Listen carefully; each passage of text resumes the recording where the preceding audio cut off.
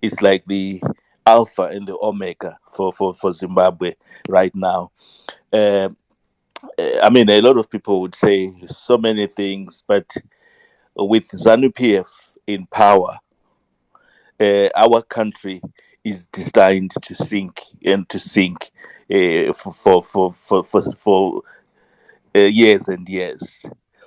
I mean, it's like here is a person who has been sort of struck off. I mean, he is known to be a big debtor.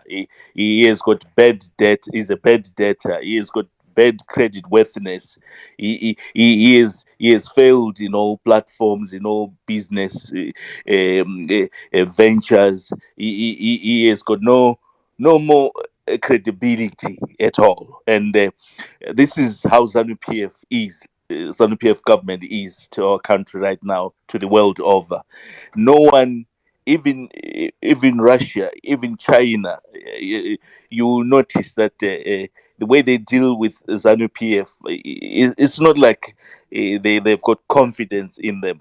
They know that they're just doing it as a political sort of decoy because ZANU PF opposes the West on their behalf.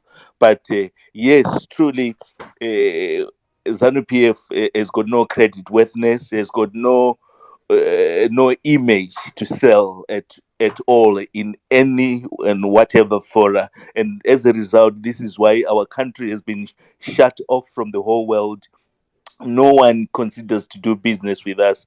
We're considered the highest risk of doing business.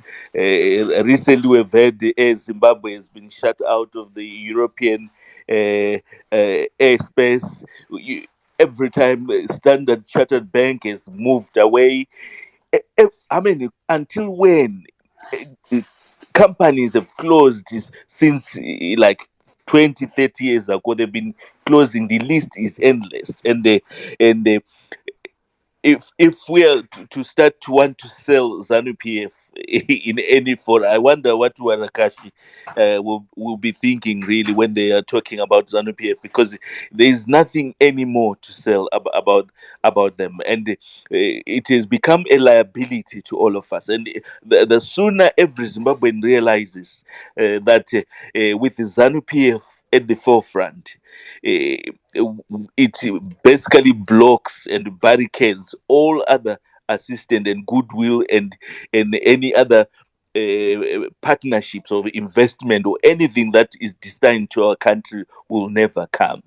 So, I mean, if they were really humane enough, these old old madalas in ZANU PF, they should have. If they had Zimbabwe at heart and their children and their grandchildren at heart, they would have just stepped aside and allowed Zimbabwe to recover and allowed vene venyika zvese zvaunotaura kuti vene venyika vene venyika ndisu, we are the citizens here who are in this platform, ndisu vene venyika. Vana vazvarwa, the new generation ndo vene venyika. The ZANU PF, that old generation, are actually blocking vene venyika from taking over the reins and rebuilding their own country. And the longer ZANU PF takes very ipapo in power, the longer it's going to take us to turn Zimbabwe a corner. And I like the passion that Comrade Chambi shown and was enunciating in his speech. I think he had very vital issues, especially as advice, genuine advice and genuine pointers to the opposition and to all of us Zimbabweans. Kuti, if we have this quest of driving ZANU PF uh, out of our politics, because ZANU PF is the one that creates toxic politics. Every time we try to unite and make a single thing, ZANU PF comes in and puts a knife at it because unity is a threat to them. So if we all want to really drive ZANU PF out, that advice from Chambi is very crucial. We have got to keep the eye on the ball, especially know all the corners of electoral fraud, know where the tricks of Zanu PF are, invest time and money and effort and manpower to those areas where we know that these are where ZANU PF, this is where their areas of electoral fraud lies. And that's the only way to overturn them. And then also with mobilizing people to come to vote. I like what Wende is doing in the party. He's been on the ground with his colleagues. They've been right with the masses, and this is the start of good things. When opposition goes to be shoulder to shoulder with the ZANU PF, right in the rural constituencies, right in the sticks, be with them, stand with them, because this idea of shunning them and concentrating on urban areas. We are basically preaching to the converted.